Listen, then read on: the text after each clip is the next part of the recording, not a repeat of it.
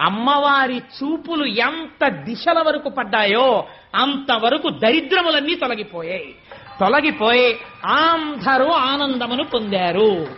లక్ష్మీదేవి జన్మించింది. ఆనాడు పాలసముద్రం దగ్గర ఉత్సవం జరిగినట్టు జరుగుతోంది.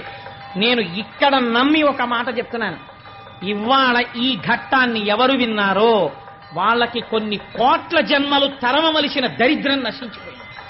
ఇది పరమ యథార్థం. అందుకని ఆ తల్లి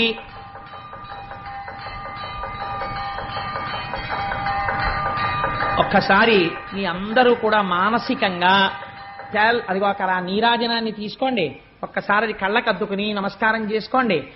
స్వామి త్రిమూర్త్యాత్మకమై దత్తాత్రేయుడై ఉన్నాడు. చక్కటి జేగంటలు మోగే ఈ దేవాలయంలోను. అటువంటి పరమ పవిత్రమైనటువంటి లక్ష్మీదేవి యొక్క ఆవిర్భావము జరిగింది. ఇంకా దేవేంద్రుడికి